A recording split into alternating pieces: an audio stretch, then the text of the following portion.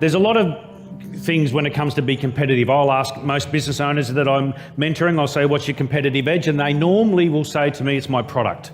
Problem with that is I can come up with another product that's similar, if not different, or the same, and then compete against you in business. Then they'll say to me, oh, look, it's my price. My price is my competitive edge. Problem with that is I can then come up with another price point and then just go and undercut you if that's the way that I want to run a business. So your competitive edge has to be your people. Has to be your people, has to be your staff, has to be you as the business owner, because that's the one thing that your competitors don't have, is they don't have your people. Now, if you want to know the secret to success in business, this is extremely deep. For the people that have not heard me before, I am like a Zen master when it comes to the intellectual stuff that comes out of my mouth, just giving you the heads up on that. If you want to succeed in business, the only thing that you need to do is make sure you don't suck as much as your competitor.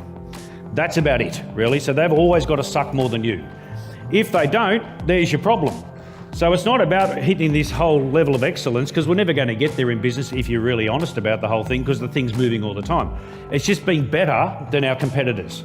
So we need to know what they're doing, and we need to know where they're sucking, and we need to make sure that we're not sucking in the same part.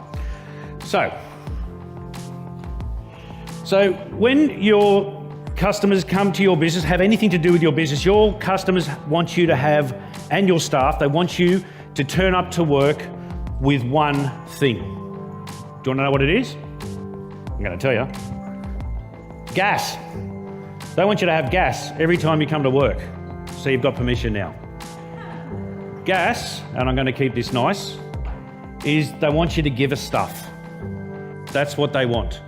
Can everyone in this room put yourself in the consumer mindset? Because you are consumers every single day when you leave your work. There's nothing worse than having someone not care. Recently, I did a staff training with a trampoline place. You know, those ones where you send your kids there and they break their arms, stuff like that. And I had to he wanted me to come in and train his staff for an evening. Oldest staff member was 19. I'll tell you where this is where he's going to show you where the problem is. So when and if you've got young staff, this will show you what the problem is. When I spoke I said to them, how many people here have had a great experience in customer service lately? Yeah, okay. What's the last time you had bad customer service? You know, the problem with the younger generation, they've never experienced fantastic service, so they've got no level to go from. So grunting is not part of good service. What we've all got to do when it comes to, and this is all I'm going to talk about today, and this is the reason I'm talking about it, we've got to actually set our own baseline in business. What is acceptable, what is not acceptable.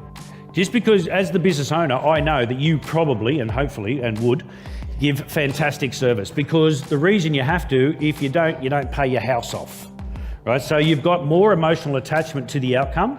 So you're always going to give better service and do a better job than any of your employees, because they don't have that baggage that you've got, good baggage. So what we've got to do is actually set a baseline. Most people in business never set. We employ staff, and I never read a resume, because it's if you're going to say, I really suck at customer service on your resume, right? You're going to tell me what you think I need to hear. And we look at people's resumes, great at customer service. Awesome, come and look after my customers.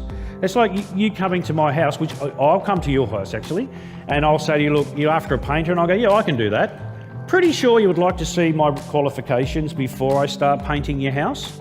But it's amazing how many people we put inside our business that we don't look at their qualifications, nor do we train them on how we would like them to do and look after our customers.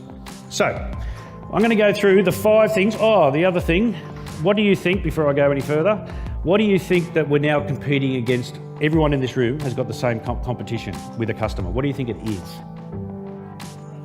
What did someone just say? Time? Time. Last Christmas, my beautiful wife, who's sitting over there, next to my beautiful daughter, said to me, what would you like for Christmas? And I said, I'd like a watch. I love watches. I'd like a watch. She gets off of the lounge, she goes over to her laptop in the kitchen and starts looking. I'm thinking, sweet, getting a watch. Still watch TV. About 45 minutes later, I look across and thinking, she's doing all right. Looking for a watch. Got up to get a glass of wine about an hour a bit later, thinking, man, she's putting a lot of effort in. I really appreciate what she's doing. I said to her, look, do you need a hand? As I walked past, she goes, with what? I said, my watch. She said, what watch? I said, the watch you're going to buy me. She goes, I'm looking at handbags. All right, how do we get to that? Right. This is the thing that we need to all understand. You might have the best widget under the sun, the best whatever that you've got. You know it, everyone knows it, everyone that's bought it, they all love it. Problem is, anyone that's potentially going to come and find your business, they've got other stuff that they're going to get done by the bright and shiny thing. So there's got to be something there that's tangible. You don't have to have the best business, but if you've got the best experience and best customer service, which are all intertwined, you can't separate experience and have shit house service, they've got to be the same. So if you've got that there, then people will be more forgiving if you don't meet everything that they hope that you would meet. We've got to make sure that our interaction with our customers is authentic. Right? They can get fake crap anywhere. They can get no experience nearly everywhere. So the minute that you give them a fantastic experience, you've got a customer for a long time. Your job then comes back to the first thing we spoke about, is make sure you're consistent with it. And if you train your staff correctly, and that this is now a non-negotiable, this is all above and sits above our baseline. This is all the things that we want our customers to do. That's all we want, our staff to do. And this is what we want to give our customers. Could be one of them, could be all of them. If we do that, then we're going to get people to come back. And the one thing that will happen, as we spoke about before, is we then created a fan.